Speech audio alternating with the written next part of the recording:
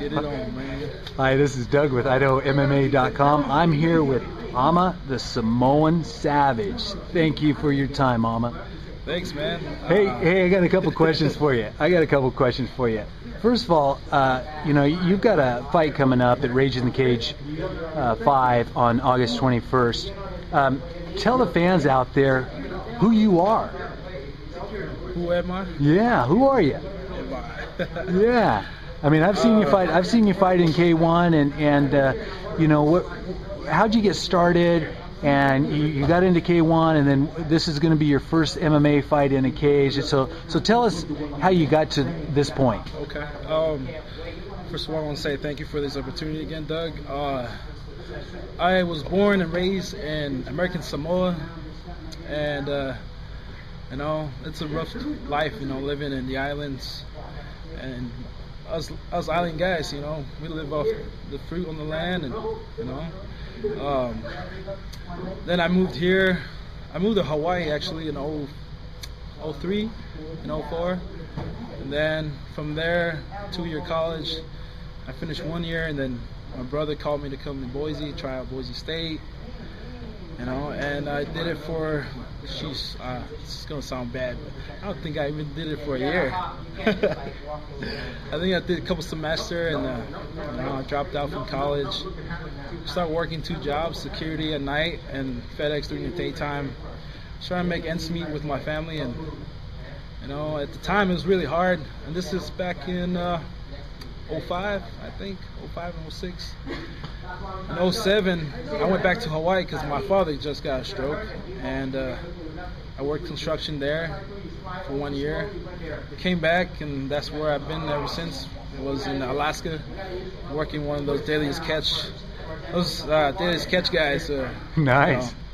They're I don't know how to say this. They think they're tough, but they're not. The job, they make the job look so intense, and it's not really that crazy. But it is hard. It is hard work, and like I said, I always go. I'll be gone for 2 to 5 months, and and every time I go up there, I work. I get into a fight with a couple guys, and I slowly start watching the UFC shows, and I saw Shane Carwin. Is it Shane Carwin? Mm-hmm. He's a fisherman from Alaska, and he's one of the big reasons why, because I asked my captain, say, Cap, wouldn't it be cool if I go and represent our boat if I ever make it to UFC ever?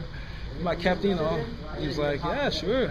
I mean, I no doubt you can do it, but still in my heart, I know there's some tough guys out there, pretty experienced guys out there, besides myself. But I would like to push myself and see how far I can take this sport, and hopefully I do good. And I'm looking forward for this fight. It's gonna be my first fight in the cage. And like your question about the K1 and how I got started. My sensei Tony Wang, actually Sifu, he trained me for like a couple weeks and saw how I was doing with my hands. He liked the way I moved, and I don't know, he just liked the way I was. I'm a nice guy. I'm humble.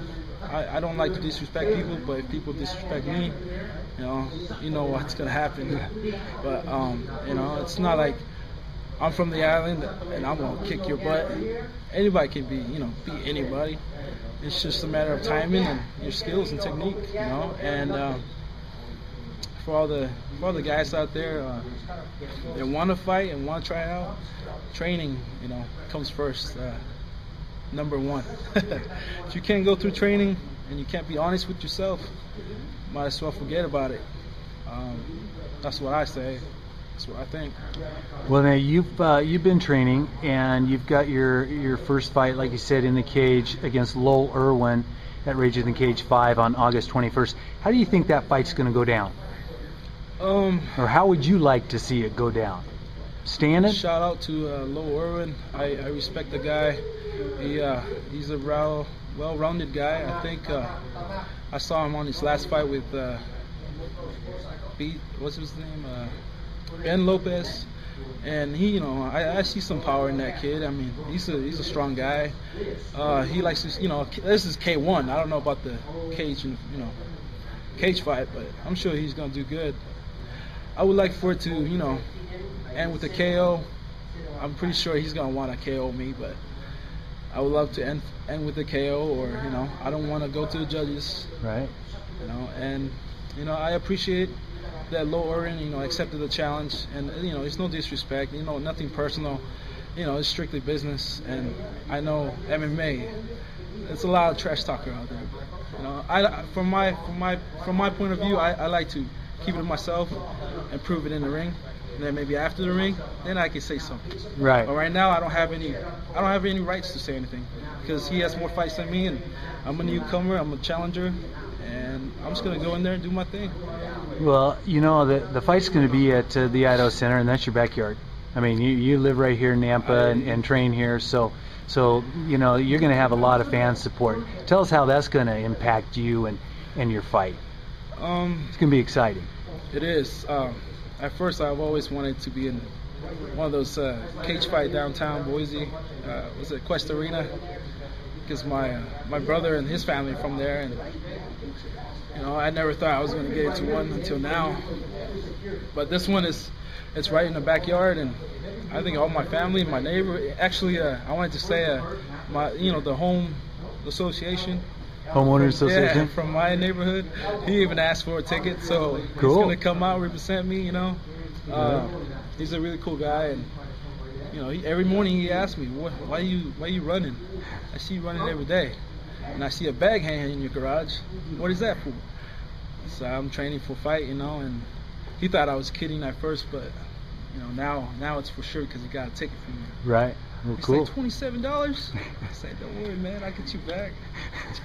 Right on. Well, but, for my fan out there, thanks for rooting for me, and hopefully I see you guys there.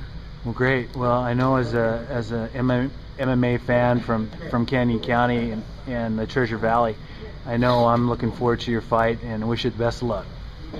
Thanks, Doug. Appreciate it. You bet. Thanks.